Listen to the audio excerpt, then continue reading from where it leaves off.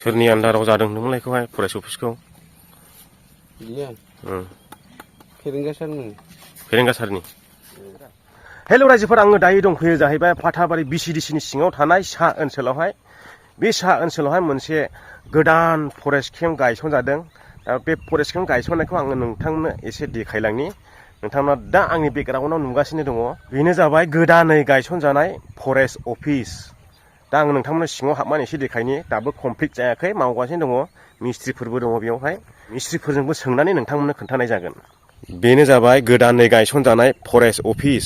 बे फरेस्ट अफिसा गोदान जायोब्ला माने बे लामानि सुबिदाखौबो मोजां बानायनाय जासिगोन। ओरैजों गयबारि सिदा बारस'ग्रा। बे फरेस्ट केम्पआनो जाहैबाय नर्थ थुरिबारि सा ओनसोल जोबथानायाव। बेनो जाबाय नै नोंथांमोना सिङाव हाबनानै देखायनि। लामाया इदिसो बारलांनांगौ नै। मावगासिनो मिस्ट्रिफ्रा। सिङाव बिराद गुवार जाबाय नै। ओरैनिफ्राय लानानै दा बाउन्डारि मावगासिनो दङ साइडखौहाय। गासिनोबो मावजोब्बाय नै। मेन अफिसा नै बेनो जागोन। सिङाव एसे देखायहैग्रोनि। बेनो मेन अफिस जागोन नै। ओमफ्राय ओरैजोंहाय मानसि थानायनि थाखाय ओरैहाय खालामनानै होबावगोन। ओमफ्राय बे अफिस जागोन आरो। दासो मावफुगासिनो दङ।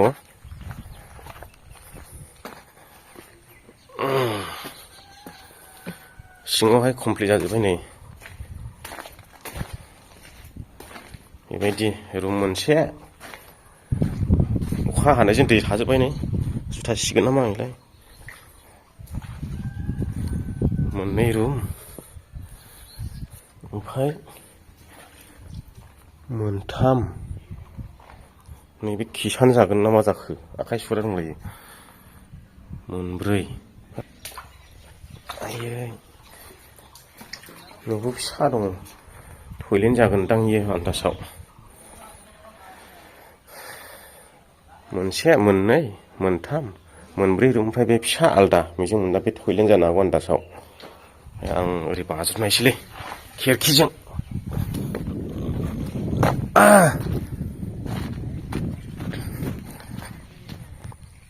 बे साजोबथानायनि वाल बियो। दा जानजिसे लुखोना दंजोबो आरो सोरगिदिंनो। ओमफ्राय अफिसाखौ लुग्रोबाय, ओमफ्राय ओरैहाय मानसि थाग्रा जाबावगोन खोमा।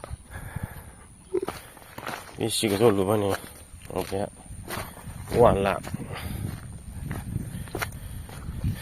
बिनि सिङावनो जायनाखि 2 नाम्बार दंफां मावो, बिसिनि गारिया हमजाब्ला बेयावनो लाबोनांगोन, बेयावनो थाफैजोबगोन।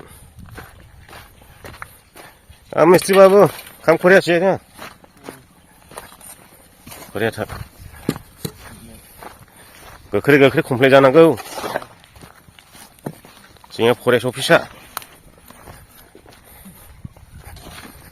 मावगासिनो नै धामा-धुमनो। बैनिया गोजौआ जाखाबाय नामा? हरैनिया जाखाबाय नामा गोजौआ?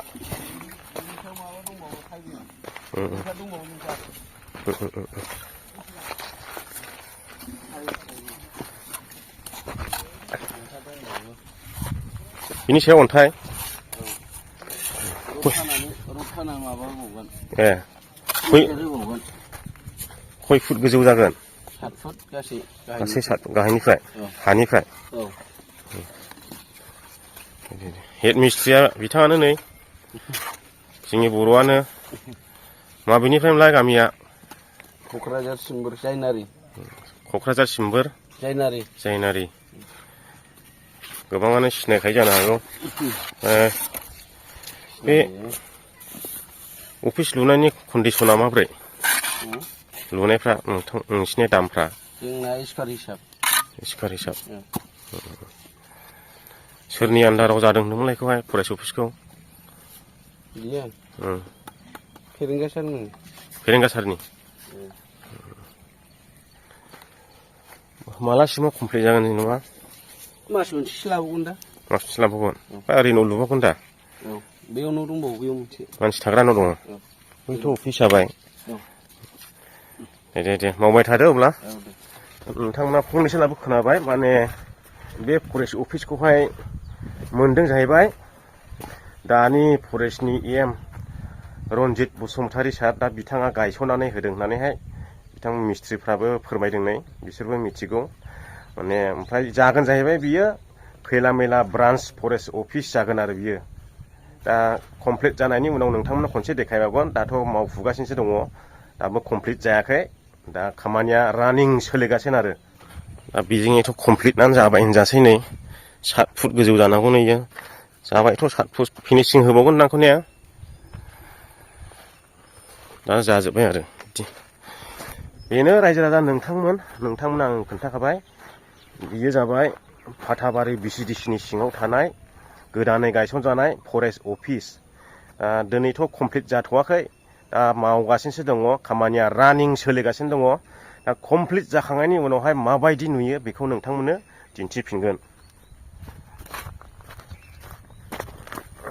बे फरेस्ट अफिसा जोंनो ओरैबायदि खामानि होगोन जेनाखि जोंनि बेसेबांनाखि फरेस्ट भिलेजाव थानाय सुबुंफोर फरेस्टनि डकुमेन्टनि गोनांथि जायो बैबायदि रायजो राजानि थाखाय ओरैबायदि सुबिदा जाबाय आरो दा नोंथांमोना खनसे देखायफिनगोन कमप्लिट जानायनि उनाव नोंथांमोना बे भिडिअखौहाय शेयार खालामनानै बयनोबो मिथिहोदोल' आरो चेनेलाव गोदानै हाबफैदोंबा चेनेलखौ साबस्क्राइब खालामनो दाबाव आरो बे खाथियाव थानाय बेल आइकनखौबो थुनानै लादो जों ओंखारबाय रायजो राजा नोंथांमोन गोदानै गायसनजानाय फरेस्ट अफिसनिफ्राय थुदो आखायाव मा लादों नुदों दा